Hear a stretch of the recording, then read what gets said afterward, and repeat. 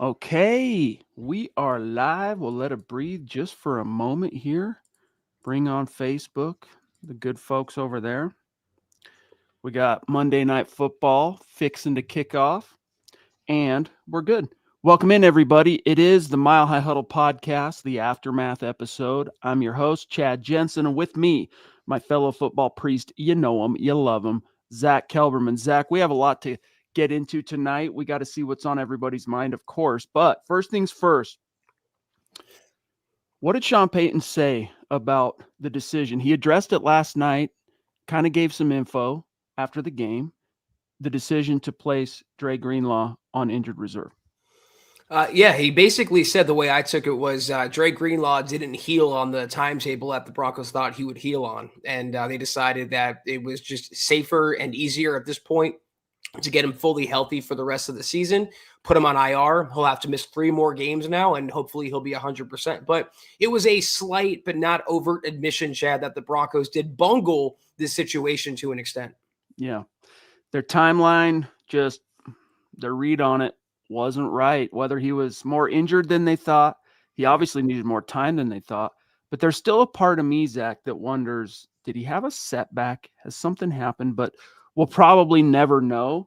The biggest tragedy amidst this storyline is that, boy, oh boy, could the Broncos use some linebacker help. And it's not so much Justin Sternad, it's Alex Singleton, man.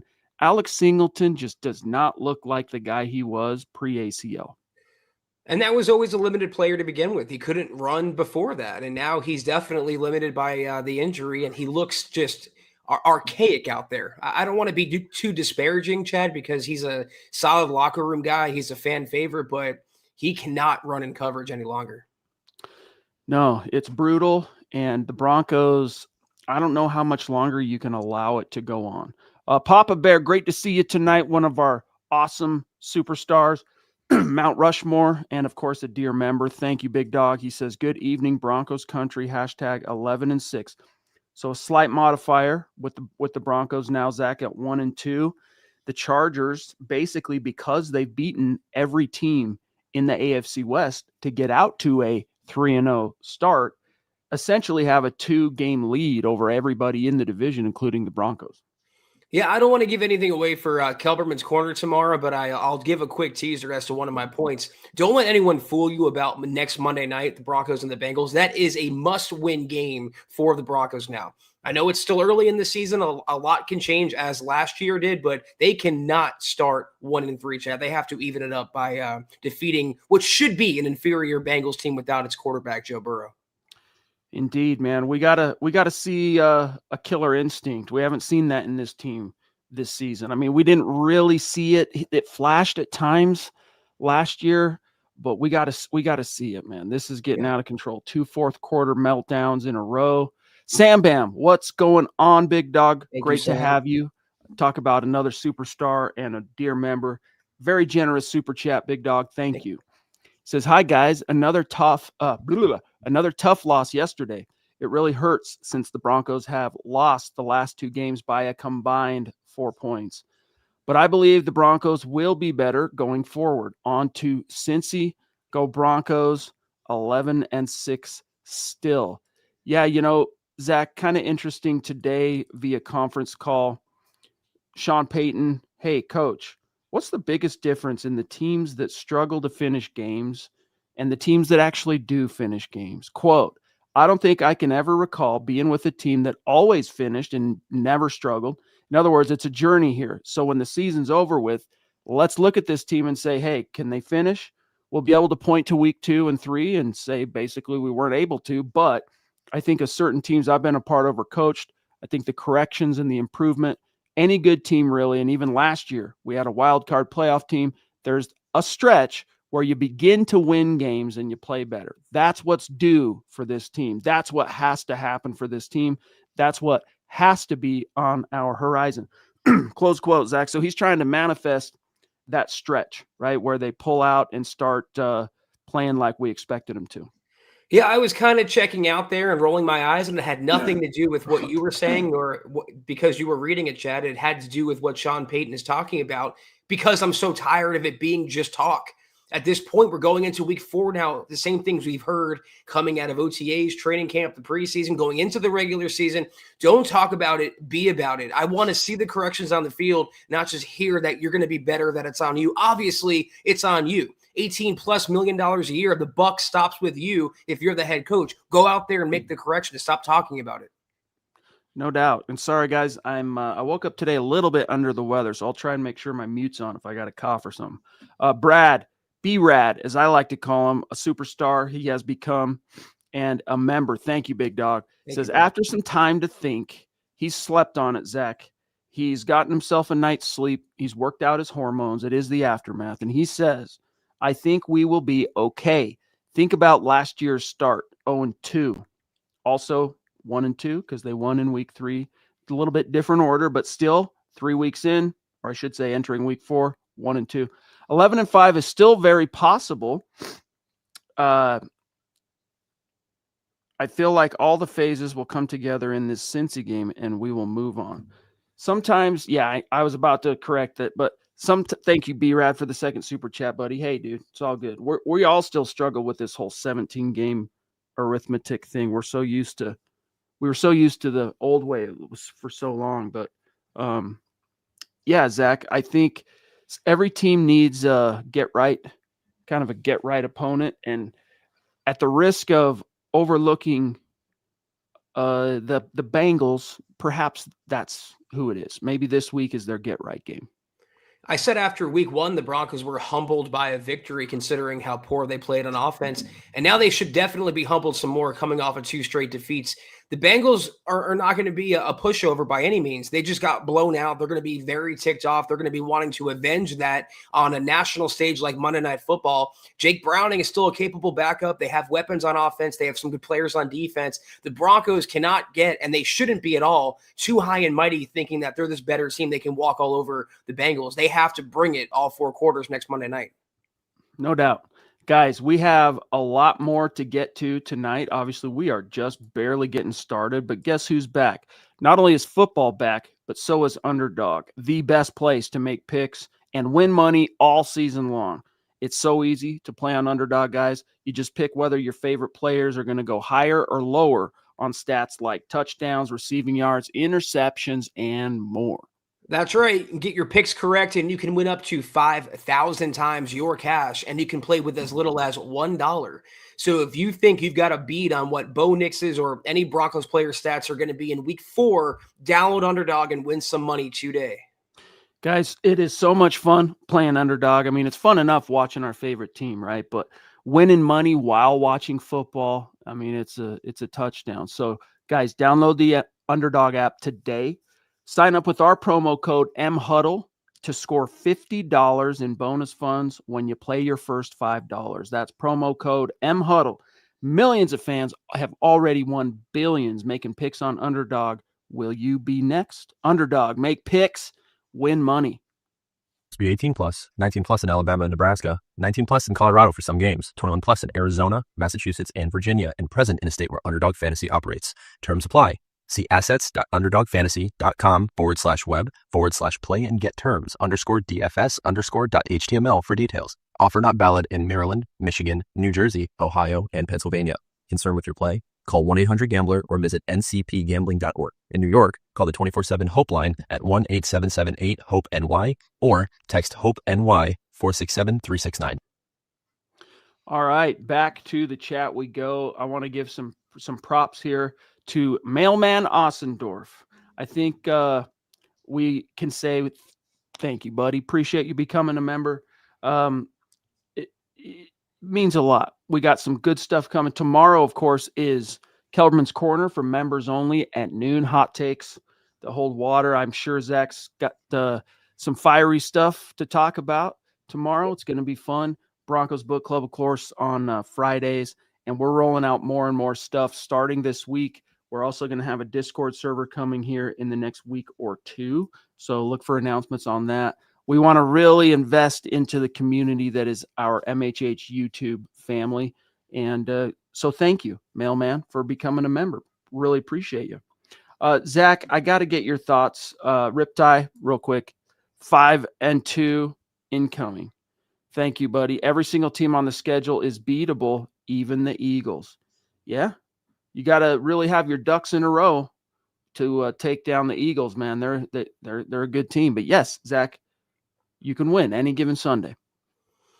But the biggest fatal flaw is no opponent on the Broncos schedule. The opponent is the Broncos themselves, Riptide, considering how often they beat themselves, self-inflicted wounds, penalties, taking points off the board, losing last second on these field goal attempts.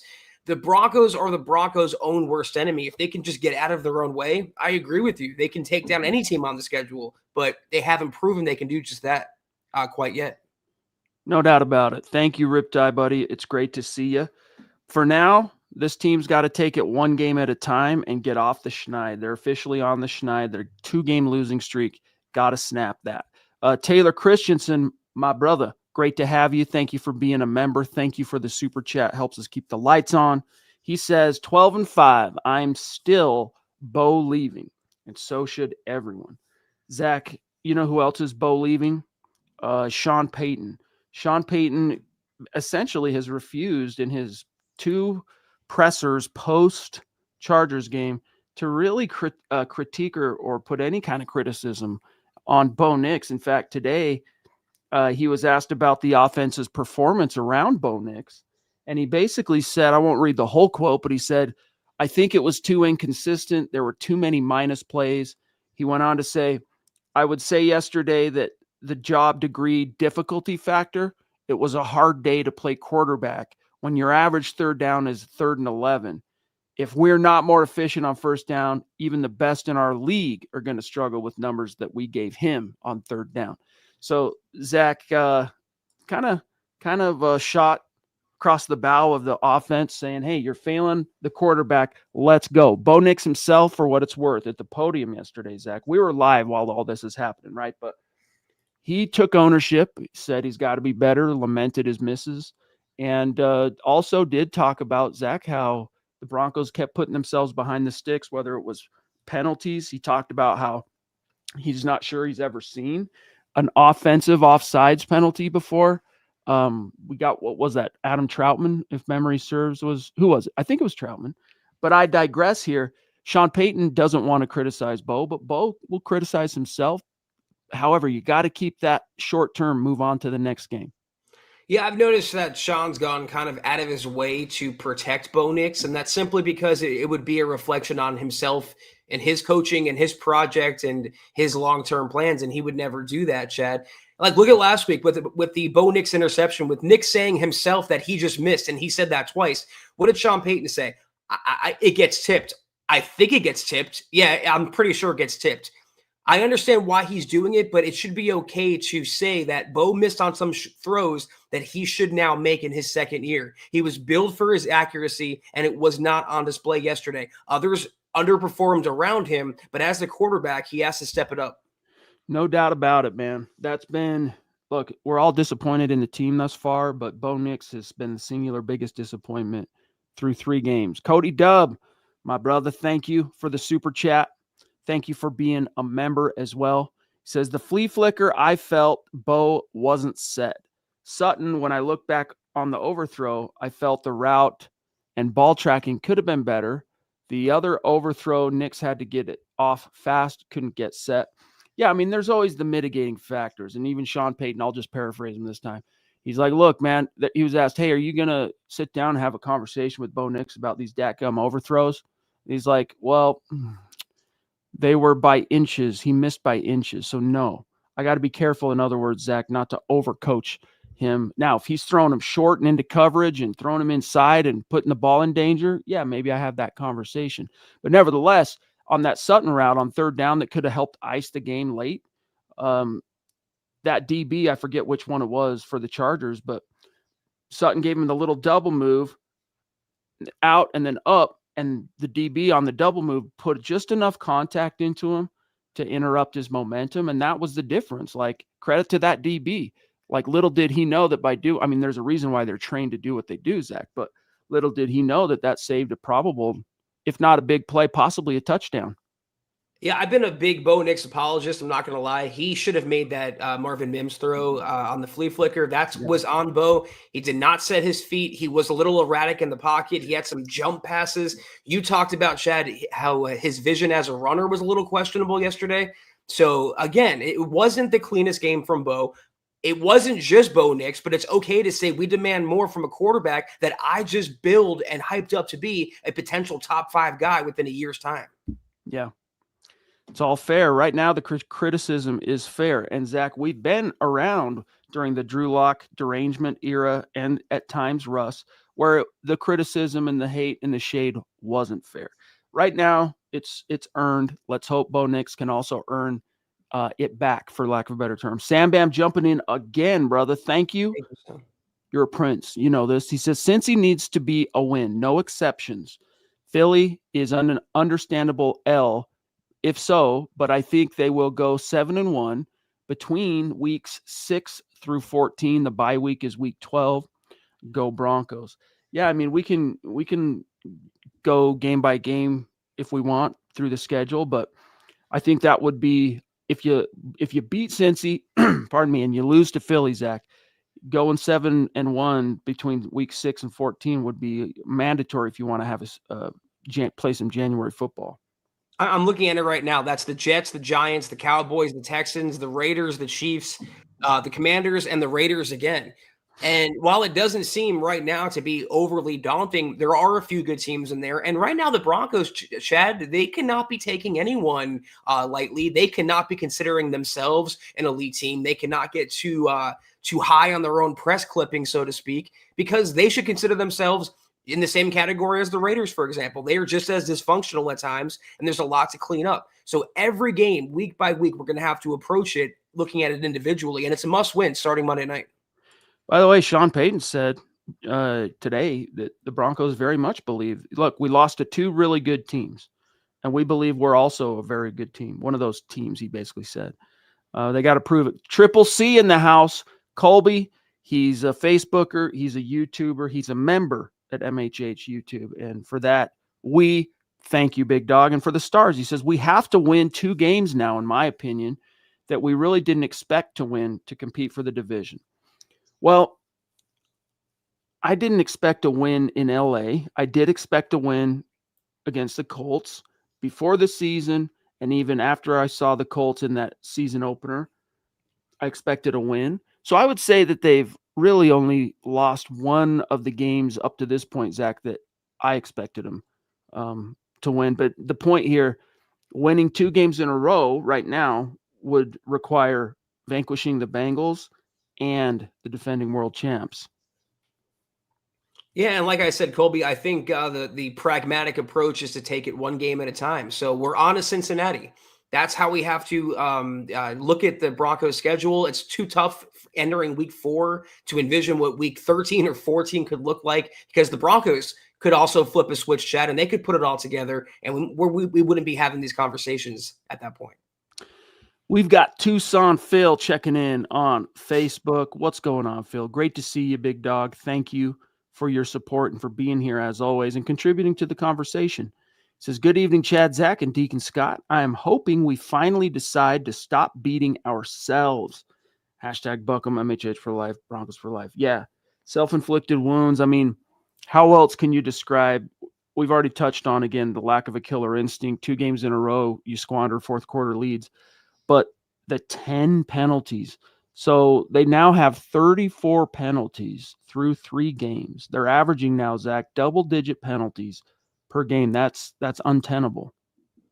No, and it starts with coaching. And we say it all the time. And I said it on the gut reaction. We killed Fangio and Hackett and VJ when he was the head coach for the same procedural and elementary errors. It's time to point the finger at Sean Payton. And I don't want to even hear from him, I have to be better. Just go out there and be better. You're a highly paid coach for a reason. Start acting like it.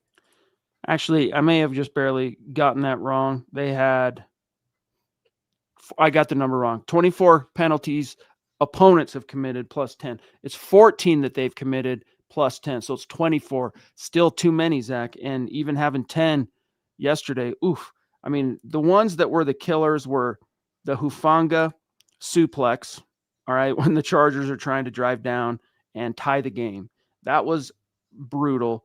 And for a guy that's a team captain, it's supposed to be a leader. In fact, both of his were really just, man, on one hand, I get it for the coaches. It's a little bit tough to coach a guy who plays. Part of his brand and part of what makes him so effective, Zach, is that first responder kind of recklessness. Like he just sticks his nose in the must. He's a heat-seeking missile flying around. But you got to temper it slightly or else you're going to get in trouble in the critical, worst possible times. And so hopefully he learns from that big time. Yeah, Phil, like we talked about earlier, you can talk about and discuss the Eagles or the Chiefs or any team on the Broncos schedule, but until they stop beating themselves, until that's their biggest, it stops being their biggest opponent, then it's all for naught. 13th currently ranked in terms of penalties against, but 6th in yards against. Ouch. Sam Bam. Yes, we got the Sam Bam one.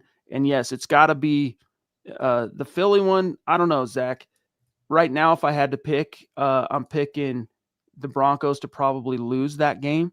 But it depends on if they get right on Monday Night Football a week from tonight. B-Rad again jumping in saying, I love watching Zach's facial expressions when you guys are talking about Sean Payton not putting the blame on Bo, LOL. He played a large part in that loss. We will be fine, I hope. Yeah, I think it was Nick Kosmiter today, Zach, on X. If I can find it, I'll show you guys. But he, on Watchback, I think he took his phone and captured it on his television of Bo saying something to the effect of, I missed a lot of opportunities or something today, like on the bench going, man, he knows he messed up. He said I had so many chances, and Yeah. he did. And even Bo knows, Chad. So I don't know why we can't normalize constructively critiquing right a player when he deserves it. Exactly, Riptide. Anyone see the clip where Bo apparently said I had so many chances today as Chargers drove for the winning field goal? And yeah, that's the tragedy of it. You know, he did, Zach. He did, and we have to call him out for it.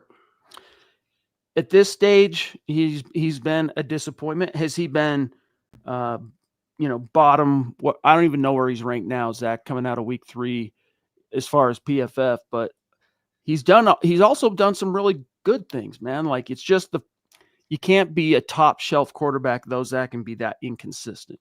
So look, the only good thing really you can say about his week 3 performance outside of that touchdown strike he did connect to with Cortland Sutton, which was a 4th down play if memory serves. The only other good thing you can say is for the first time this season, 0 giveaways.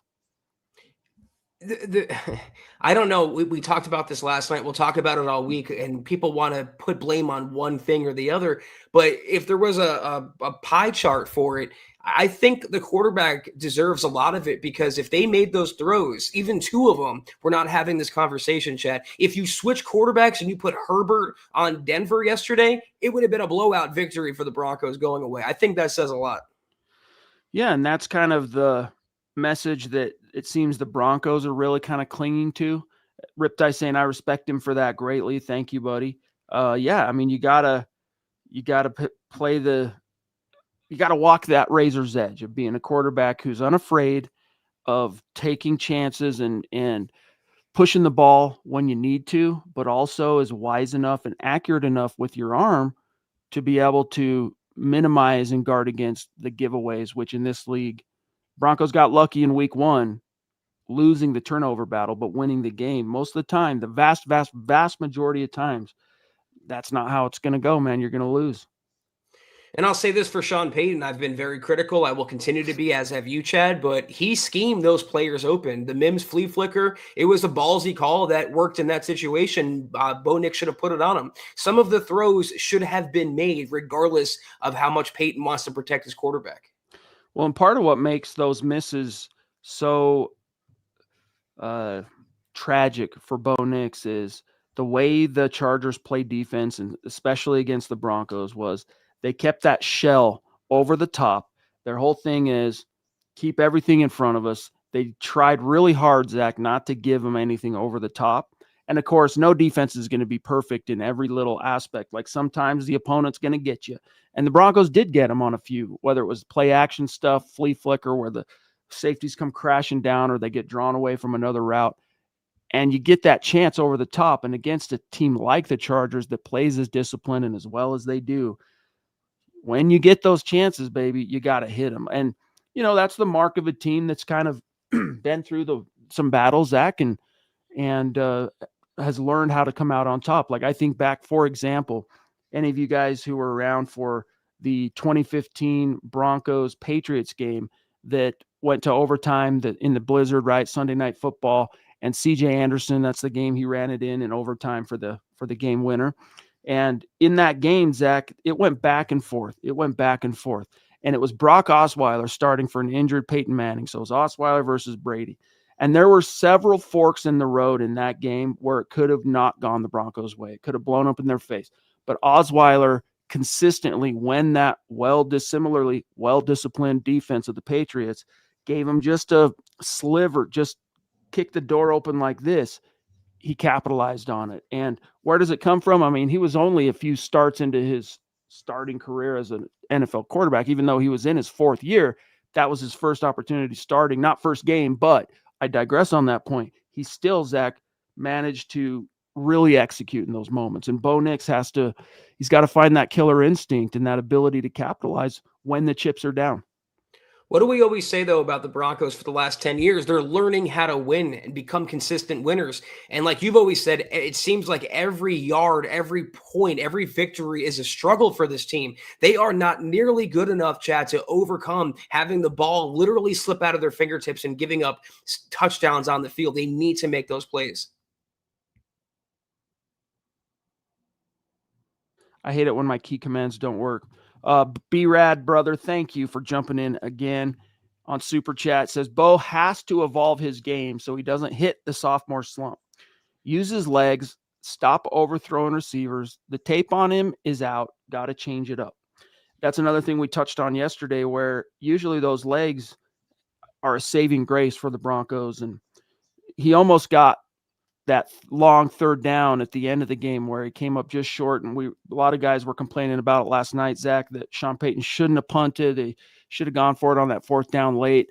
That was one of the few times where his legs really did help the Broncos, even though in the final analysis they ended up punting. But mostly yesterday, it was like this kind of scatter shot running into, like, he just seemed panicked, running into blockers. He again, kind of pressing. Back to your point, just everything seeming too hard. Like the game hasn't slowed down for him. Like it's going a million miles an hour and he doesn't know what to do with his hands. I don't know why Sean Payton consistently tries to treat Bo Nix like he's Drew Brees in the pocket, because he's not, and he never will be Drew Brees. Let him be Bo Nix. I don't know if he got really spooked by the back injury that Bo suffered, or the ankle or whatever it was that he had surgery on, Chad, but there hasn't been many design runs for him. And I think there should, just to keep the defense honest. Bo was the second leading rusher this week, Chad. And if it wasn't for Dobbins's kind of a breakout again for another week, he would have been the team's leading rusher. So use that to their advantage. No doubt. We'll keep talking about this, guys. But real quick, as you know, the season is off and it's rolling again. That means the jersey giveaways for the Super Chat Superstars each month are back in effect. And normally we just wait till the very end and we show you when it's time to do the announcement where things stand. But we decided it's probably in your interest to know where things stand on the Super Chat Superstar leaderboard, because the way that it works is we take the top 10 finishers on Super Chat in the given month. Their names go in a hat digitally and randomly, it's weighted. So right now, as you can see, Lady D, Deanna Hendry, is at number 1, but she's going to have more tickets in the hat, so to speak, than even Omar. And it just goes like that as you go down. But here's the top 10, 3/4 of the way through September. And we'll do another one of these updates. We'll say like Sunday night, maybe in the gut react, or no, not the gut reaction, but Sunday night, we'll do one more update so everybody sees where it's at for the last day or so. But here's the top 10 in descending order. Number 1, 3 weeks in, it's Lady D, followed by Omar, who was going off last night. The Duchess, Michaela Parker, and you can see in her profile pic, rocking a jersey she got from this very raffle. Dale, our friend D-Dub, at 4. Naj Altaf at 5, a legend. Sam Bam at 6.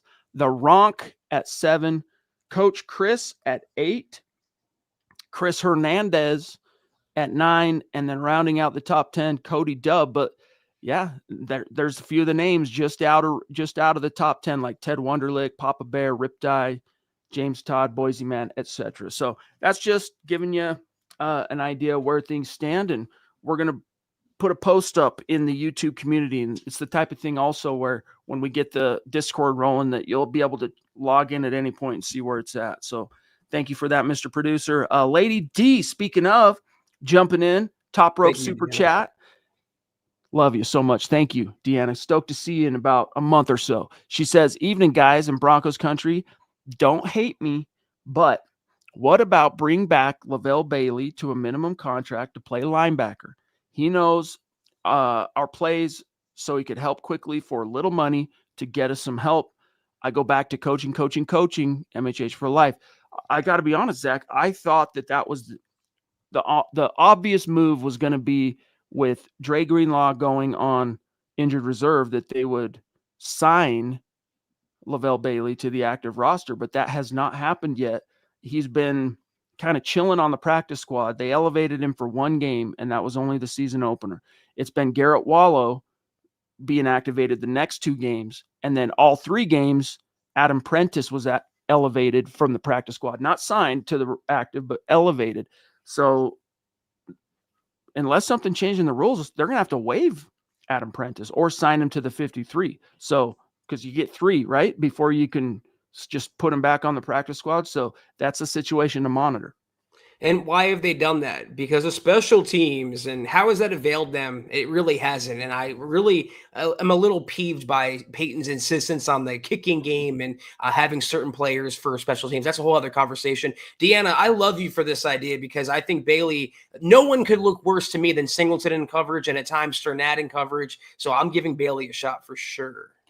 There's going to come a day when Lady D is going to be so kindly and generously inspired to give 10 memberships to people in the chat on YouTube who are not currently members. She'll go to do it, and there won't be 10 that she can gift because she'll have already gifted them. They will already have been members. So Lady D, thank you. She's gifting 10 MHH YouTube memberships to folks in the chat right now. Really cool. Love you. Yeah, thank you, Deanna. I'll echo what Chad said a few seconds ago. Can't wait to see you at the meet and greet in just a little under a month now. October 19th, y'all, week 7. We'll see you then. Colby jumping in also on YouTube. Brother, thank you so much. He says a couple of pluses. We competed after a horrible start to the first half, and our fans showed out. That's for sure. Like, if you think back to that Nick Benito sack, man, it was so loud. People, Broncos fans, LA, man, Chargers. He says, I still think 11 wins. Most stuff is way fixable. Yeah, like all the lapses in discipline that are leading to the penalties, that in and of itself is fixable. The offensive line's inability to get positive yardage on the ground on first and second down consistently, that's fixable, Zach, but it's going to take some doing. You know, it's been that bad. And you want to talk about disappointments. Another one of the biggest disappointments, we've talked about Bo Nix through 3 games, Zach.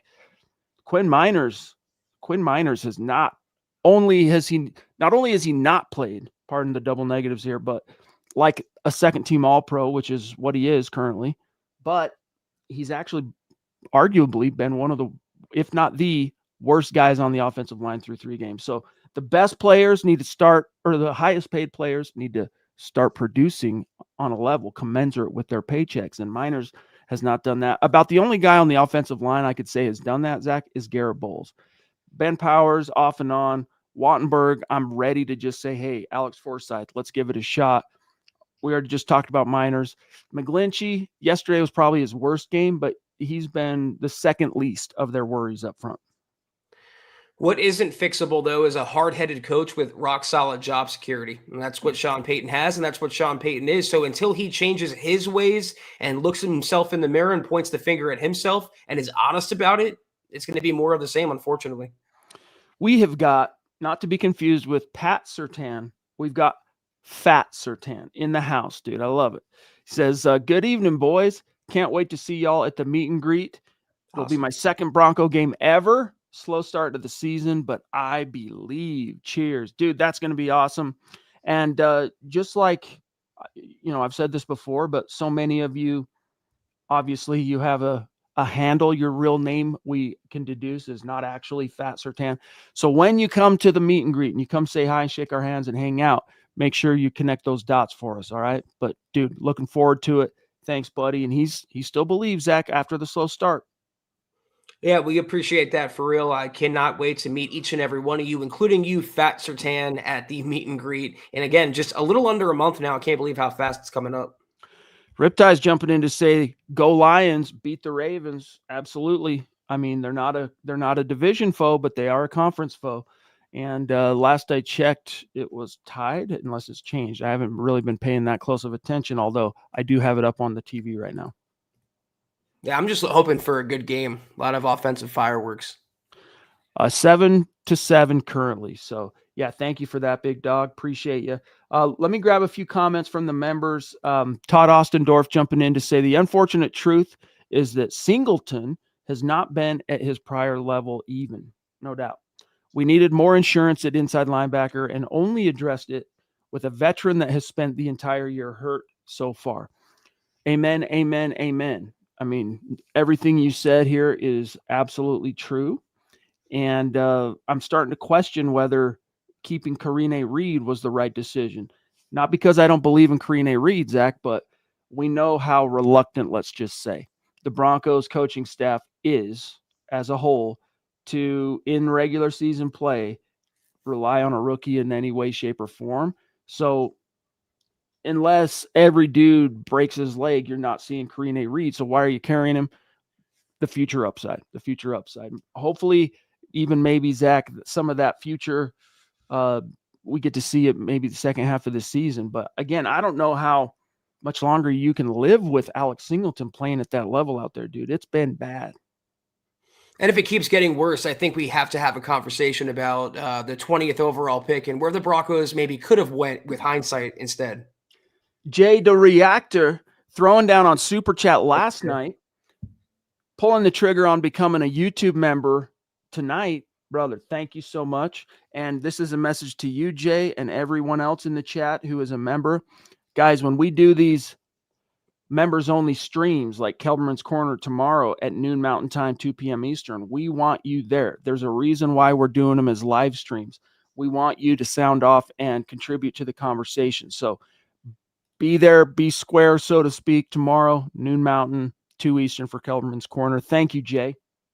Yeah, Jay, can't wait to see you there, man. Appreciate you pulling the trigger. All right, let me see. Shout out real quick to the Ronk. Good to see you, buddy. Right back at you. Mile high salute. Let me see here. Some of the members. I grabbed Todd. Oh, Jay saying, I'll be at the Commanders game in November. MHH for life. That's going to be a good one, dude. That's going to be a good one. Zach, what is the outlook / prognosis for the quarterback there? Jaden Daniels day-to-day, last I read today, Chad. So he'll play barring another injury against the Broncos.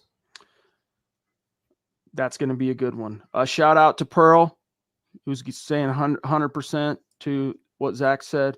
Let me see. Savage Rick, thank you for being a member, Big Dog. Teams now know how to play against Bo. So it's up to the coaching staff to not become predictable. Honestly, the easiest way to not get in your own head over, am I being predictable, this and that, is you want to take pressure off the quarterback. You want to put the defense on its heels, regardless of whether it thinks it knows what's coming or not and it can predict. You got to get that running game going. And I think the running backs, Zach, they have not been the problem. The Broncos clearly have a better collection of talent in the backfield this time around. The problem has been, unfortunately, the offensive line and the run blocking. They got to improve that. Find your identity, because right now they still don't have one, Chad. When Bo Nix is your second leading rusher, RJ Harvey is your second leading receiver in week 3. It is all out of whack right now. So they need to establish the run, stick to it, and build off that with the passing game. Zach Phillips, a dear member. Thank you, Zach. We want to see you at Kelberman's Corner tomorrow. Says, I normally agree with you, Zach, but our skill position players are expecting the ball in the breadbasket or Nothing. So he's saying, like, can the guy make a play even when it's not a perfect pass? I've seen a lot of the Broncos players make plays on the ball. Contested catches is what Cortland Sutton lives on. And it doesn't have to be a perfect throw, but when you put it in the air and it's off the fingertips, you want your receiver to catch it. But again, I don't really know the point you're trying to make if you're defending Bo or not. Everyone was complicit in that. Maybe Marvin Mims should have laid out for the pass, but I still think from where I stand, Bo should have put it in a better spot. Set your freaking feet. Yes, indeed. His technique has lapsed, as Ronk says. I saw Bo Nix step up in the pocket and overthrow the ball to Sutton. That one was brutal. Chris Bell says Sean doesn't seem to understand the criticism toward players and coaches can help mold them into good players, and coaches stop babying them. Start being a coach and holding people accountable. Well, honestly, Sean Payton doesn't seem to too held back from criticizing his players, generally speaking, like not necessarily isolating a guy and singling him out at the podium, Zach, but let's just say criticizing his team. But even think back, man, live at the podium, there were some disappointing moments in 2023. And outside of the sideline thing in Detroit, where he completely emasculated and castigated Russell Wilson, I don't recall him saying word one bad until, or anything that even could be construed that way, Zach, until the Broncos had to start answering for why they benched him. And even then, he kept it very positive. It's what's best for our team. Had to make a change, yada, yada, yada. So, I'm just explaining that as a way to remind everybody that's obviously part of his core philosophy as a coach, is to keep his quarterback above reproach, let's say. I think most fans don't care for the messaging either way, Chad. Either overly protective or overly critical. Fans just want to see Bo Nix play good football. Sean Payton do good coaching on the sideline, and the Broncos win football games. It really is that simple. And you can hopefully criticize Bo Nix behind the scenes if you don't want to do it publicly. But regardless, we all want to just see results. Stop talking about it and be about it. Justin, hey, I'm going to grab your comment here. Thank you for being with us tonight and for contributing to the conversation. And we're going to invite you to become a member, Big Dog. Wants to know, what's up, football priests? Question, is Dre Greenlaw real, or is he like Santa or Slash? You mean the guitar player Slash? Or the former Pittsburgh Steelers quarterback? I don't know. But, Zach, is Dre Greenlaw real? Do you really break this? He's obviously, being jokey, but are we going to see Dre Greenlaw this year?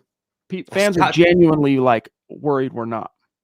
Scott took my joke. I was going to say he's as real as A.T. Perry is, but from what we know, he's played really good ball in San Francisco. From what we know, the Broncos gave him a 3-year contract. From what we know, he's slated to start an inside linebacker, but that's all on paper right now because we haven't seen him on the field practicing with his team since July 31st with these quad injury or injuries. We just have to hope when he comes back from IR, he is 100% good to go. Dude, honestly, I was just glad that he was able to be photographed by the institution that we utilize on SI for our images, so that, Zach, we actually had a picture of Dre Greenlaw that wasn't from 45 yards away in one of those weird helmet protectors in training camp. Granted, he wasn't dressed. He's on injured reserve, but we do now actually have a photograph of Dre Greenlaw in Broncos regalia that we can now use for the stories centered around when will he return until he finally does return. And I hope he's back as soon as week 7, Zach, but it might be somewhere that second half of the season. It really depends on how well he recovers, how quickly, because part of what Sean Payton said in your article, Zach, is that they wanted to take the pressure off of Greenlaw, that he had been working his off trying to get back, and they wanted to take the pressure off, meaning, the implication is they felt like that pressure was perhaps contributing to a lack of progress or the slow progress. So by taking the pressure off, maybe that will help naturally accelerate things. The problem is with Greenlaw, I keep reusing the same 3 or 4 photos because we don't have any more to use because he hasn't been on the field. So the Broncos should have done this maybe 3, 4, 5, 6 weeks ago, putting him on IR, but better late than never, I guess. String Guy, pardon me, one of our dear friends and a member on YouTube, says, not sure why we're not seeing Pat Bryant across the middle. He is a possession receiver. We can't go long on every pass, and Bryant's their best guy behind Sutton. Well, this kind of goes back to what Bo Nix talked about post-game yesterday, Zach, in terms of how the Chargers played him, trying to keep everything in front of him. And I don't know why. Yeah, the coverage there were some tight windows there in terms of over the middle. Sean Payton was unafraid of calling plays, and Bo Nix unafraid of throwing balls that were over the top and horizontal, but he would not challenge in any way, really, the middle of the field. And there's a couple times he did, I guess, and one of them resulted in a near pick, miraculously plucked out of the air by Lucas Kroll. The only, I will add, Luke Patterson wrote about this in his takeaways. The only tight end to catch a pass was that reception by Lucas Kroll yesterday, Bronco tight end, that is. But what do you say about finding ways here for Roger to get Pat Bryant involved in this thing? The answer to your question is the same reason we're not seeing Q Robinson or Savion Jones. And you mentioned it earlier, Chad. We've talked about it quite a bit on the podcast, is that Sean Payton makes these rookies work for every single snap and every single opportunity. Look at RJ Harvey, second-round running back. The Broncos needed that talent and still do on the field. He only gets 2 carries. He's still relying on the veteran in J.K. Dobbins. I thought string guy Pat Bryant would get more run with Evan Ingram out, but they still like going. It was flowing through Cortland Sutton. If you look at the box score, Cortland Sutton had 118 yards, and everyone else beneath him had like 15, 20, 8, 10. It's pathetic. Yeah. Joe, I hope you find a ticket to the Broncos-Giants game, but even if you don't, we'll be hanging out. Honestly, like, I only go to the game at the meet and greet because I'm there. I might as well I'm at the stadium. I went to all the trouble to be there and set up. I'm just going to go to the game. But honestly, that's not why I do it. I do it to hang out with you guys. So even if you can't swing a ticket, come hang out. Lady D jumping in again, Zach, from the top rope, maintaining probably her lead at number 1 on the superstar leaderboard for the jersey giveaway. She says, does the awesome Deanna Hendry. My opinion, I blame the last 2 losses on the coach. Then the team as a whole, win or lose, do it as a team. Why isn't Bryant, playing more? And please run the ball. Yeah, we just touched on Bryant, and I think you'll steadily see him get more involved as Bo Nix gets more comfortable, et cetera, et cetera. But I got to tell you, Zach, I wouldn't say surprised by J.K. Dobbins. Like, I expected him to come in and do a good job. But after he basically had nothing that first half, right? We went through the numbers during the halftime stream, and it was pretty bleak. For him to turn in the statistical day that he did and total nearly 100 yards from scrimmage, I love the way this is trending with the new free agent, but you also got to get RJ more involved. Yeah, you might have liked him more than I did, the signing, because he's surprised me in a good way. He's been a little more effective than I thought he would be, J.K. Dobbins. I understand why Sean Payton, in that sense, is reluctant to go away, but you spent a second-round pick on RJ Harvey, and Harvey can do things that J.K. Dobbins simply can't. So, Deanna, I agree with you, run the ball more. We don't know why Pat Bryant's not getting more play, besides the fact that he's a rookie and Sean Payton prefers veterans. The only thing I'll nitpick with, and thank you so much again for your generosity, is it's not just one thing or the other. Multiple people, coaches and players, have had their hands all over these last 2 losses, but coaching does go a long way. Thank you so much again. That it does. And the Broncos did do a slightly better job trying to keep RJ Harvey in this thing yesterday, but by slightly, I mean, instead of 5 carries, he got no. He only had 2 carries, Zach. I misread the statistic. He only had 2 carries yesterday for 2 yards, but of course they tried to involve him more in the passing game, where he finished as the second leading receiver behind only Cortland Sutton with 3 catches for 14 yards. For what it's worth on RJ Harvey. Let me grab this from Phil, throwing down some stars earlier. Thank you, buddy. He says, what blows my mind is in the fourth quarter with the lead, just need a first down or the defense to step up. We had 200 pressures, 100 sacks, but in the last minutes, how many did we have? VJ has to stop playing prevent. Yeah, VJ, Zach, that's been one of the unfortunate patterns in his play calling as a defensive coordinator.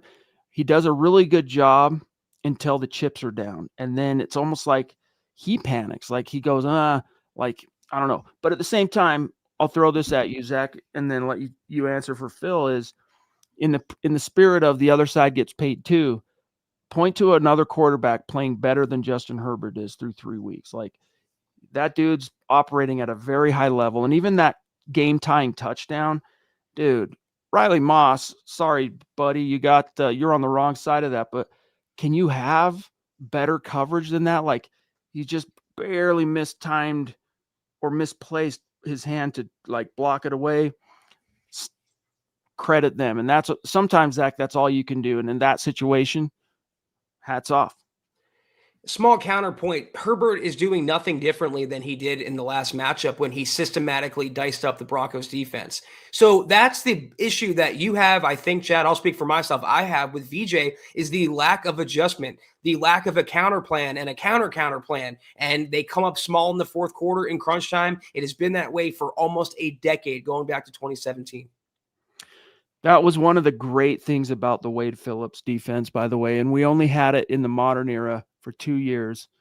But, oh, baby, when he was like such a phenomenal play caller, instinct, knowing just the right call to make it just the right time. Big reason why the Broncos came out on top in so many of those one-score games that Super Bowl year. Colby jumping in again, buddy. Thank you. Didn't think I'd be saying this, but I miss Pookie. I mean, he's a former second-round pick of this team and recent, by the way. I mean, he's a post-pandemic second-round pick of this team, Zach. I miss him too. But so far, so good. He's doing well. I don't think the Broncos are really missing his contributions all that much. I mean, as far as J.K. Dobbins, he's outdoing what? I mean, what is he at on the season? I'll pull it up here in a second. But 3 games in, he's probably already about halfway to what Pookie did the whole year last season. The bar was so low for Williams. That's the thing. He has looked good in Dallas so far, but to me, J.K. Dobbins has met every expectation and more. And the thing with Williams is he has the advantage of running in that offense. Pickens and Lamb, a lot of attention is drawn away, whereas the Broncos, a lot of teams are crashing the box and making them play the pass. So last season, Pookie had 513 yards. He was all 17 games. 513 yards, 4 touchdowns, and through 3 games this season, J.K. Dobbins has 222 yards rushing and 3 touchdowns. So he's 1 game away from tying him his entire season total on the ground as far as touchdowns, and he's already about halfway to his yardage. So I like where it's at, but I do still the spirit of Pookie. I loved him as a player. He was a great leader, super smart. And I'm happy to see him succeeding in Dallas. I mean, I eat my heart out a little going, why couldn't we have seen that last year or the year before? But I'm happy for him. He's actually got 227 rushing yards, 5 more than J.K. Dobbins with the Cowboys so far. And he's got also 3 touchdowns, Zach. Yeah, I don't really care how good Javonte looks in Dallas this season, and I'm with you. I hope he does well for him. I will not fault George Payton and Sean Payton for moving on. It was the right decision, and they've replaced him. And if they just utilize the backs they had correctly, it was a no-brainer. Here's an interesting statistic, courtesy of Mr. Producer. Justin Herbert has played all 31 teams since entering the league. His passer rating against the Broncos career is 87.6, which is 23rd amongst the other 31 teams. So there's only a handful of teams that he's struggled more against, relatively speaking, than the Broncos, for what it's worth. But look what he's throwing to, though. I mean, Ladd McConkey, a 30-something-year-old Keenan Allen, and I give them a lot of credit. You're right. They get paid, too. They're playing amazing ball, a top 2 team in the NFL. But you're also highly paid. You're also talented. You've also hyped yourself up as a championship-level defense. You can't look that leaky, that bad. Zach, we have String Guy wanting to know if Dallas's offensive line is better than Denver's offensive line. What say you? They're not what they used to be with all the all pros they had up front, but I think for what Javante's game is as a runner, which is one cut and go as the power rusher along the interior, they block better there. Whereas the Broncos are installing these wide zone concepts and outside concepts, doesn't really fit Pookie's run style. That's what I'll say about that. So this is according to Pro Football Focus's grading system. So heaping serving of salt with what I'm about to say. But the Broncos and the Cowboys, in terms of offensive line, so pass blocking, the Cowboys are currently rated as one of the worst in the NFL. The Broncos, one of the best. Run blocking, the Cowboys, one of the best. The Broncos, kind of middle of the pack for what it's worth. So they're kind of canceling each other out. But the Dallas Cowboys, at least in PFF's estimation, are run blocking for their running backs, a.k.a. Javonte Williams, at a much higher level than the Broncos are for Dobbins through 3 games. And I want to see how Jaden Blue does for them, too, the speed back they drafted, who I wanted the Broncos to take a look at. Cody Dubb, guys, and by the way, we're at about 56 minutes, so we're about out of time. Any burning questions, topics, supers, get them in the chat right now. Cody Dubbs, thank you, pal, says O-line has to be better. The Bengals do have Henderson. Chargers lived in the backfield for the first few drives. Good thing Khalil Mack didn't play. I mean, you know what? The Broncos could have survived that game plan the Chargers threw at them defensively, were it not for the whirling dervish everywhere guy that Derwin James was yesterday. I mean, he was in the backfield. He's in the second level. He's cleaning up plays and breaking up passes in the third level. Like, that dude was insane yesterday. I see the point Cody's making. Bo was under constant duress. It was unacceptable considering how highly paid the line is. And we talked about that earlier, but that cannot happen. So they have to clean that up going forward, Cody, for sure. Guys, we have some quick messages for you. Don't go anywhere. We'll take one last look at the chat before we dip.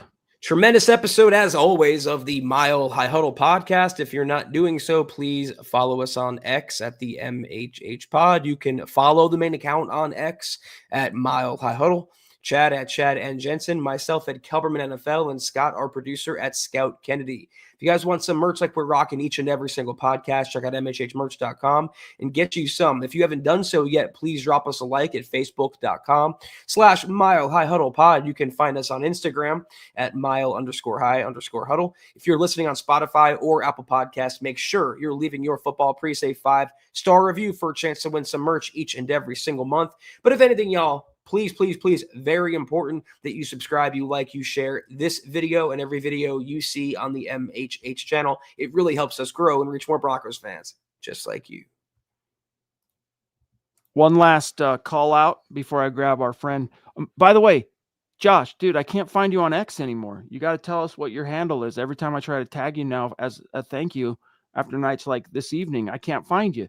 So did you get off X? If you're on X, drop in the chat what your handle is, and I'll find you tonight. But real quick before I grab Josh, guys, in the description of this podcast, whether you're on Facebook or YouTube, you'll see a link to sign up for our free Denver Broncos newsletter, where you get the breaking Broncos news, analysis, all the MHH coverage delivered to your inbox every single day for free.